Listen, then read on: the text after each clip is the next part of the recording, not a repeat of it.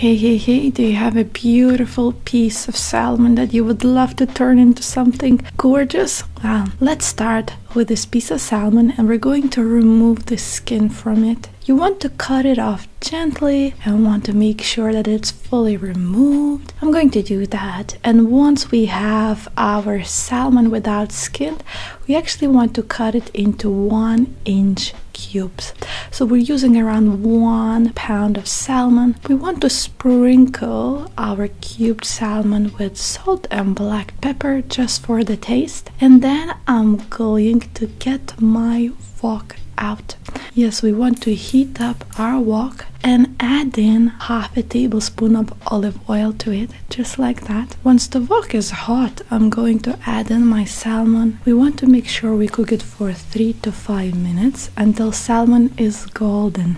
Yes, you have to be very gentle with these pieces. Make sure the salmon doesn't break apart. So basically I just flip them gently with a spatula. Do it well, enjoy it. Once 3-5 minutes have passed and our salmon is golden, we want to gently remove it into a bowl, and that's it. You want to lower the heat now because we're going to chop our veggies. I'm going to slice 3 carrots. Make sure that when you slice the carrot, the slices are as thin as possible, just like that. Once you're done with that, you can add the carrots into the wok and increase the heat a little bit, and we want to cook these carrots for 2-3 minutes. Carrots take the longest to cook, so that's why we start with them. I'm then going to get 1 medium red onion. I'm going to peel it easily, and you just want to slice it up. Very easy. Once you get the slices, we're going to add them in, and you want to then cook the carrots with onions for another 2 minutes or so. The next step, I'm going to get 1 zucchini, slice it, and half each slice, so you can just half the zucchini and then slice it. That will do the job. And then we're going to add the zucchini straight into the wok. I'm then going to get my 8 mushrooms and just wash them and half them easily and add them into the wok as well.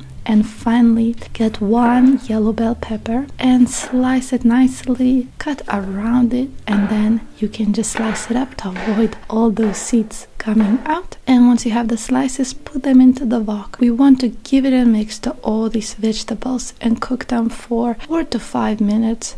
Just make sure you mix them while doing it. So while I'm cooking up my vegetables, the next step is to worry about the sauce, and this is a very important part of the whole recipe. I'm going to start with a small glass bowl, and I'm going to add in 1/4 of a cup of soy sauce into it. You can also use coconut aminos. I'm using low sodium soy sauce. Then we're going to add in 2 tablespoons of honey. We love honey, and 3 teaspoons of sesame oil for that lovely sesame taste. I'm then going to add in 2 tablespoons of olive oil, and I'm going to get my 5 garlic cloves, peel them up just like that, and you want to press them in with a garlic press into the sauce. You can also use minced garlic from a jar already.